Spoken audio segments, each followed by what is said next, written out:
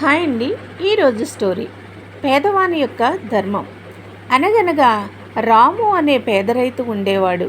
అతనికి అంత పెద్దగా ఏమీ లేకపోయినా కాస్త భూభాగం ఉండేది. అతను ఏమి పండించాలన్నా ఆ కాస్త భూభాగంలోనే పండించేవాడు. రాము చాలా దయగలిగినవాడు. అతను సాధారణంగా దగ్గరలో ఉన్న గుడికి వెళ్ళి తనకు ఉన్నంతలో భగవంతునికి కానుకలు సమర్పించేవాడు.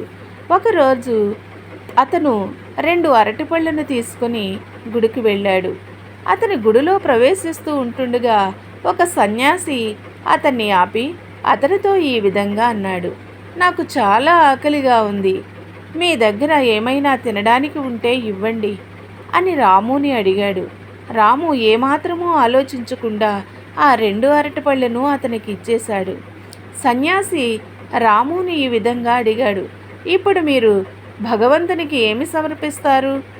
అందులకు రాము ఈ విధంగా సమాధానమిచ్చాడు, ఒకవేళ ఆ 2 అరటిపళ్ళు మీ ఆకలిని తీర్చినట్లయితే అదే నేను భగవంతునికి చేస్తున్నటువంటి సేవ అని ప్రత్యుత్తరం ఇచ్చాడు. రాము చెప్పిన సమాధానం విని సన్యాసి చాలా సంతోషపడ్డాడు. అతని నిజాయితీకి, దయార్థ హృదయానికి సంతోషపడుతూ అతనిపై ఎన్నో వరాలను కురిపించాడు. అతన్ని అత్యంత ధనవంతునిగా అనుగ్రహించాడు. అయినప్పటికీ రాము తన సేవా కార్యక్రమాలను స్వచ్ఛందంగా చేస్తూనే ఉన్నాడు తప్ప ఏమాత్రమూ ధనం వచ్చిందని గర్వించలేదు. పేదవాడిగా ఉన్నప్పుడు తన మనసు ఎలా ఉందో ధనికుడైన తర్వాత కూడా అదే విధంగా ఉంది. ఎప్పుడూ ఉప్పొంగిపోలేదు, గర్వించలేదు. అలాగే పేదవాడిగానే ఉన్నంతలోనే తనకి సహాయం చేసేవాడు. కాబట్టి ఇప్పుడు ధనవంతుడిగా ఉన్నప్పుడు ఇంకా అధిక మొత్తంలో అనేకులకు సహాయం చేస్తూ ఈ రాము దేవుని కటాక్షాన్ని పొందుకు ఉన్నాడు. చూసారు కదండి, ఇందులోని నీతి. నిజాయితీ వలన మంచితనం అలవర్చబడుతుంది.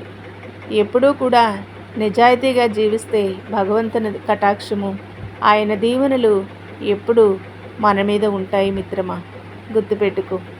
ఈ స్టోరీ నీకు నచ్చినట్లయితే తప్పకుండా లైక్ చేసి, షేర్ చేసి, సబ్స్క్రైబ్ చేసుకో. మరిన్ని మంచి స్టోరీస్ పెట్టడానికి నాకు సపోర్టివ్గా ఉంటుంది.